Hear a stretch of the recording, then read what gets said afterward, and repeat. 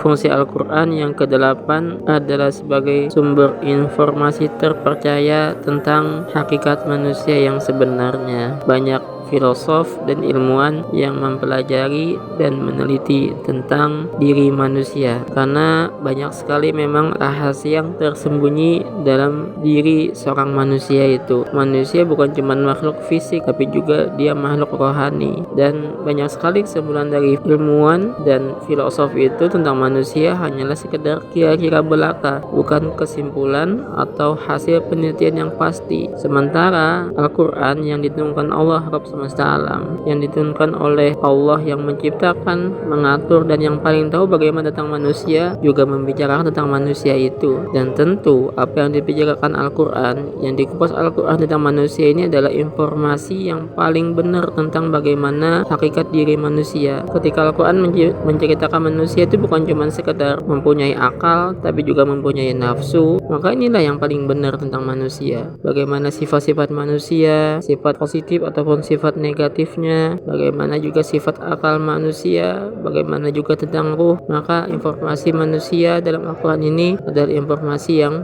paling benar, yang paling valid, yang bisa kita pegang jika kita ingin mengetahui tentang hakikat diri seorang manusia. Al-Quran yang ke-10 adalah sebagai hudan atau petunjuk. Manusia sobat menjalani kehidupan yang gak punya petunjuk, pasti hidupnya akan berantakan, gak karuan. Sama seperti seseorang yang ada di jalan, dia punya tujuan mau kemana, kemudian dia gak tahu arahnya harus lewat mana untuk mencapai tujuannya itu. Dia gak punya peta atau gak punya petunjuk untuk menuju ke tempat yang dia tuju, maka pasti dia akan tersesat, dia pasti akan kebingungan di jalan itu harus menuju kemana. Maka Al-Quran ini adalah peta kehidupan kita, bagaimana caranya kita mendapatkan tujuan kita dalam hidup ini. Hidup ini pengennya bahagia, selamat, sukses di dunia juga di akhirat, dan hidup ini pengen selalu mendapatkan kebaikan, keberkahan baik di dunia dan di akhirat. Maka tujuan untuk kita mendapatkan semua itu sudah diatur Allah di dalam Al-Quran, karena Allah lah yang paling tahu dengan diri kita, dan dialah yang paling tahu apa yang terbaik buat kita, dan dia menurunkan Al-Quran sebagai petunjuk hidup Allah. Fungsi Al-Quran yang ke-11 adalah sebagai syifa atau penyembuh. Ini jelas sekali Allah sampaikan tentang dalam surat Al-Isra ayat 82, begitu juga dalam surat Fussilat, dalam surat Yunus ayat ke-57.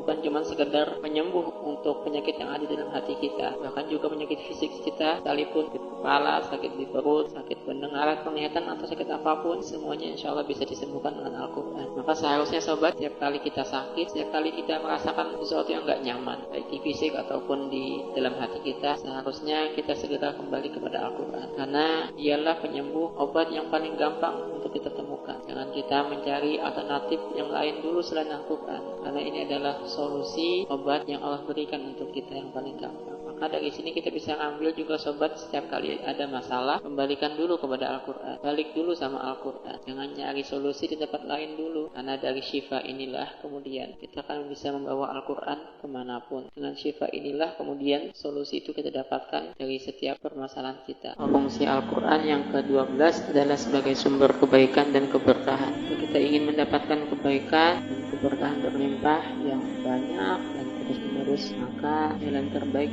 untuknya adalah dengan dekat dan selalu bersama Al-Quran. Setiap huruf yang kita baca dari Al-Quran, bahkan kita akan mendapatkan 10 kebaikan. Hingga jika satu ayat yang kita baca, kita ratusan, bahkan bisa jadi ribuan kebaikan yang kita dapatkan. Dimana jika kita membaca satu halaman atau satu surat, puluhan ribu, ratusan ribu kebaikan akan kita dapatkan. Kitab ini juga seperti yang Allah sampaikan dalam surat Shad ayat yang ke-29, Kitabun anzalnahu ilaika mubarak, kitab yang kami turunkan kepadamu penuh dengan keberkahan. Dan banyak lagi ayat lain yang menyatakan seperti ini. Hingga ketika kita dekat dengan Al-Quran, pastilah keberkahan akan meliputi kehidupan kita. Maka apa yang bikin kita ragu untuk selalu dekat dan bersama Al-Quran?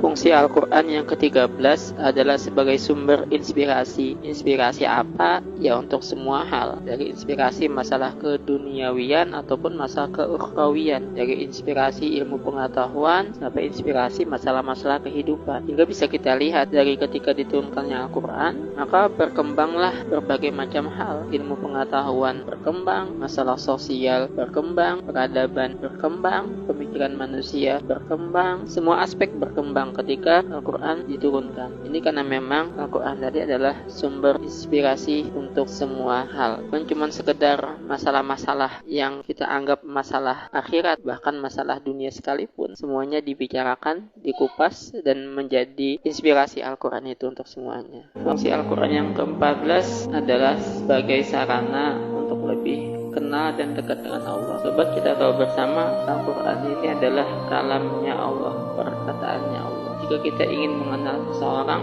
maka kenalilah orang itu dengan perkataannya. Itu juga kita jika ingin kenal dan dekat dengan Allah, maka kenalilah, dekatilah Allah dengan perkataannya ini. Maka perkataan ini adalah sarana untuk kita benar-benar ingin kenal dan dekat dengan seseorang. Dan bahkan Rasulullah SAW mengatakan ahli Quran adalah keluarganya Allah, bahkan keluarga yang spesial, yang dekat, yang disayang oleh Allah. Maka dekatilah Al-Quran selalu, bersamailah Al-Quran selalu, berdalamlah kandungan Al-Quran untuk kita lebih kenal dan dekat dengan Allah.